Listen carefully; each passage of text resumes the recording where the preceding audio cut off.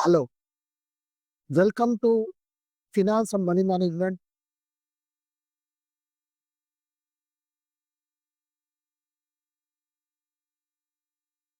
Hello, learn finance and money management in simple and easy వేలో మనం ఈరోజు rule 72 గురించి తెచ్చుకుందాం. అది ఈ రూల్ 72 ఏముంటుందంటే, ఏదైతే మీ దగ్గర ఒక వెల్త్ ఉంది అనుకోండి, ఆ వెల్త్ సర్టెన్ రిటర్న్ పర్సెంటేజ్ దగ్గర ఎప్పుడు డబల్ అవుతుంది అనేది మనం నేర్చుకోబోతున్నాం. ఫర్ ఎగ్జాంపుల్ మీ దగ్గర ఒక 10,00,000 రూపీస్ ఉన్నాయండి. ఆ 10,00,000ని కనుక మీరు ఒక బ్యాంక్‌లోనో లేకపోతే వేరే ఎక్కడైనా ఇన్వెస్ట్‌మెంట్ వెన్యూలో ఒక 10% రిటర్న్‌కి ఇన్వెస్ట్ చేశారనుకోండి నార్మల్‌గా. ఇన్వెస్ట్ చేస్తే దాన్ని మనము 10,00,000 ఎప్పుడు 20,00,000 అవుతది అని కాలిక్యులేట్ చేయాలనుకుంటే, మనం ఏం చేయాలంటే ముందు ఆ 10,00,000 పైన 10% అంటే రూ. 1,00,000 అండి. 1 ఇయర్‌కి 10,00,000, 11,00,000 అవుతుంది. ప్లస్ సెకండ్ ఇయర్‌లో 11,00,000 కాస్త 12,00,000 10,000 అవుతాయి. అంటే 11,00,000 పైన 10%. 11,00,000 1,10,000 అంటే 12,00,000 10,000 అవుతుంది. దానిపైన మళ్ళీ 10%, దానిపైన 10% అలా మీరు ప్రతి సంవత్సరం యాడ్ చేసుకుంటూ పోయి, ఎప్పుడైతే ఆ టోటల్ అమౌంట్ 20,00,000 అవుతదో, అక్కడ మనం అనుకోవచ్చు. ఓకే. ఇక్కడ ఎన్ని సంవత్సరాల్లో ఈ అమౌంట్ డబుల్ అవుతుందని చెప్పి. ఇది లెంగ్తీ ప్రాసెస్ అంటే ఎవరికీ అర్థం కాకపోవచ్చు. ఊరికే కాలిక్యులేషన్ లెంగ్తీగా ఉంటుంది. అలా కాకుండా సింపుల్ అండ్ ఈజీ వేలో ఎవరైనా మీకు అన్నారు, ఈ బ్యాంక్‌లో 12% ఇస్తారు. ఈ ఇన్వెస్ట్‌మెంట్‌లో 5% రిటర్న్ వస్తది. దీంట్లో 3% రిటర్న్ వస్తది.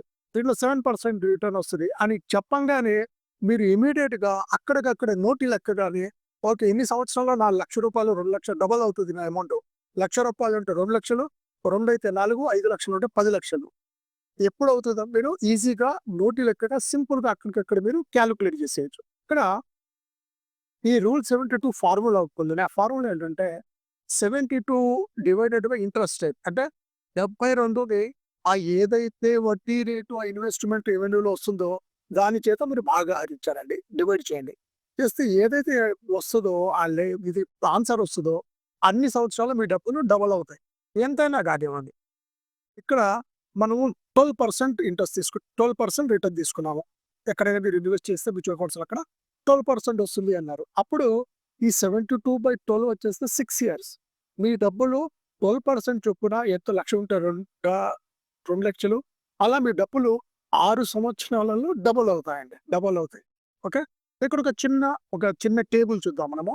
ఇక్కడ మీ 6 సంవత్సరాల్లో 10,00,000 ఎంత అవుతుందండి? 20,00,000 అవుతుంది. అదే మళ్ళీ 6 సంవత్సరాల తర్వాత అదే 12% దగ్గర మీరు 20,00,000ని మళ్ళీ రీఇన్వెస్ట్ చేసేసారు. అప్పుడది 12 ఇయర్ కంప్లీట్ అయ్యేటప్పటికి 40,00,000 అవుతది. అలాగే 18థ్ ఇయర్‌కి 40,00,000 కాస్త 80,00,000 అవుతది. అదే 12% దగ్గర ఇన్వెస్ట్ చేసి. అలాగే 24థ్ ఇయర్ ఆ 80,00,000 ఇన్వెస్ట్ చేసేస్తే మీరు అప్పుది 1.6 క్రోర్స్ అవుతది. అలాగే 30 ఇయర్స్ అయ్యేటప్పటికి ఇంకొక 6 ఇయర్స్ తర్వాత అది 1.6 క్రోర్స్ కాస్త 3.2 క్రోర్స్ అవుతది.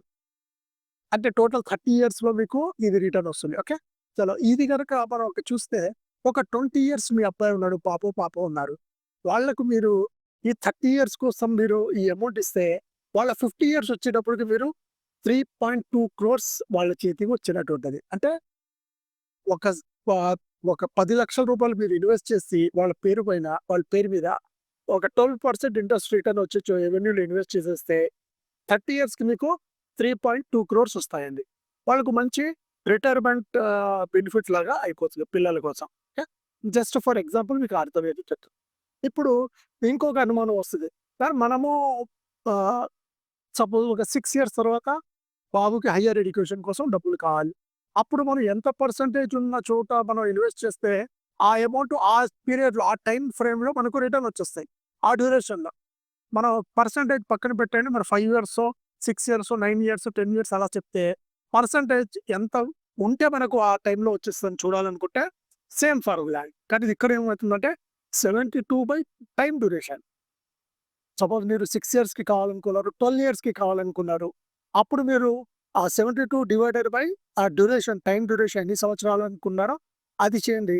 మీకు ఇంట్రెస్ట్ రేట్ ఈజీగా వచ్చేస్తది. ఇక్కడ మనం ఎగ్జాంపుల్‌లో 6 ఇయర్స్‌లో మీకు డబుల్ కావాలనుకున్నాము. 72 డివైడెడ్ బై 6 అంటే 12% గనక ఉంటే 6 ఇయర్స్‌లో డబుల్ అవుతది. అలా కాకుండా మీరు ఆహ్ 6% అనుకోండి 12 ఇయర్స్ పడతది. చూసుకోండి అది గూడా. ఓకే. మీరు సపోజ్ 72ని ఓకే. నాకు 12 ఇయర్స్‌లో డబుల్ కావాలి అన్నారు. 72 డివైడెడ్ బై 12 అప్పుడు మీకు 6%. 6% రిటర్న్ గనక ఇంట్రెస్ట్ గనక ఉంటే రిటర్ను అప్పుడు మీకు మీ డబ్బులు 12 సంవత్సరాల్లో డబుల్ అవుతాయండి. ఓకే. ఇక్కడ మనం ఏదైతే మన ఫినాన్షియల్ గోల్స్ ఉంటాయో, ఫినాన్షియల్ గోల్స్ అంటే పిల్లల చదువులు గాని, పిల్లల బేసిక్ ఎడ్యుకేషన్, హైయర్ ఎడ్యుకేషన్, పిల్లల మ్యారేజెస్, ఎసెట్స్ కొనడం, కారు, ఇల్లు ఇయన్నీ కొనడము. ఏదైతే మీ గోల్స్ ఉంటాయో రిటైర్మెంట్ కోసం గూడా, ఇయన్నీ గోల్స్ కోసం మీరు ప్లాన్ చేసేటప్పుడు రూల్ 72 చాలా ఉపయోగపడుతదండి. ఎందుకంటే ఆ టైంలో మీరు ఇబ్బంది పడకూడదు. లాక్ ఇన్ అయిపోయింది. అరే! ఈ టైంలో మన డబ్బులు తీస్తే మనకు రిటర్న్ సరిగ్గా రావట్లేదు అని అనుకోకుండా మీరు ఈ రూల్ 72 ప్రకారంగా పిల్లల చదువుల గురించి, పిల్లల మ్యారేజ్ గురించి, మీరు ఇల్లు కొనాలనుకుంటే దేని గురించైనా రూల్ 72 ఉపయోగించి మీరు ఖచ్చితంగా మీరు ఒక పర్సెంటేజ్ గాని, అది ఎన్ని సంవత్సరాలు ఎంత రిటర్న్ వస్తుంది, ఈ పర్సెంటేజ్ అప్పుడు మనకి ఎన్ని సంవత్సరాలు ఇది డబల్ అవుతుంది అనేది కూడా మీరు కాలిక్యులేట్ చేసుకోవచ్చు. కాబట్టి మీరు ఎక్కడైనా ఈ రూల్ 72 ఒకటి గుర్తుంచుకోండి. డివైడెడ్ బై ద పర్సెంటేజ్ చేసుకోండి. లేదంటే సంవత్సరాన్ని డివైడ్ చేసుకుంటే ఎంత పర్సెంటేజ్ కావాలో అది కూడా వస్తది. థాంక్ యూ వెరీ మచ్ అండి.